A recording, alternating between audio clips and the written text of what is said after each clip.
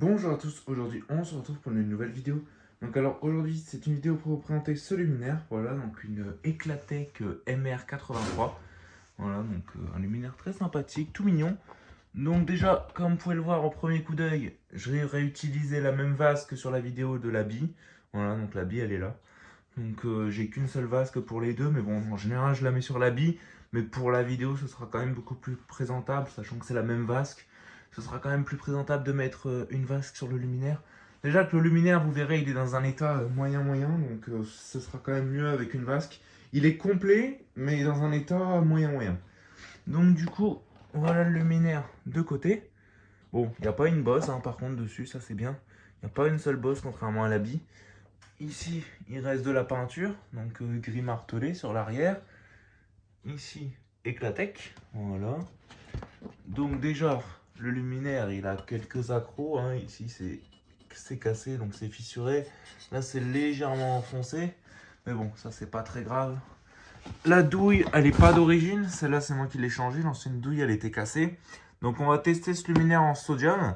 L'autre, elle était en BF, donc je me suis dit, autant tester celle-là en sodium, hein, ça fera un petit peu de variété. Donc, on va prendre la même platine que pour la Marina. Voilà, donc l'intérieur de ça, donc ça s'ouvre en tirant dessus. Donc c'est juste une plaque qui est en laiton d'ailleurs. Donc c'est doré en dessous. Donc je pense que c'est du laiton, mais peint. Du coup là on a l'abri, donc les écrans en inox, ça c'est cool. Du coup bah, elle se dévisse très facilement, hein. Franchement. Si un jour je veux la remonter sur un mât, malgré sa petite bosse là, bah, je pourrais. Donc dedans j'ai passé un câble provisoire.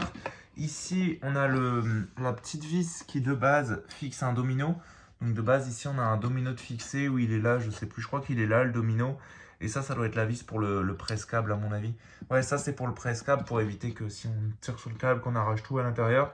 Et ça c'est pour le domino parce que normalement ces luminaires ils se câblent pas direct sur la douille comme je l'ai fait en passant un câble. Normalement Eclatec il les a déjà pré-câblés. Et en fait on a un fil qui passe de la douille jusqu'ici.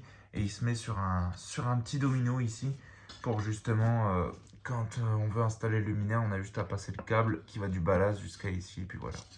Enfin voilà quoi.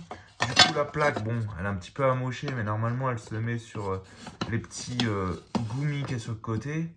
Bon, elle rentre encore, hein, mais faut un petit peu jouer avec. Et là, il faut un petit peu forcer. Voilà, enfin, c'est un petit peu fort, voilà. Là, du coup, elle est bien mise. Elle est à fleur. Il n'y a que comme ça que j'arrive à la rentrer, sinon elle rentre plus, hein. Elle est tellement voilée, mais bon, c'est la plaque d'origine. Je dévoilerai tout ça quand je referai le luminaire. Donc là, ce que je vais faire, c'est que déjà, je vais vous montrer le luminaire, ce que ça donne. Vu comme ça, en version éteinte. Donc comme vous pouvez le voir, c'est relativement sympa, hein, comme luminaire. Ça a vraiment de la gueule.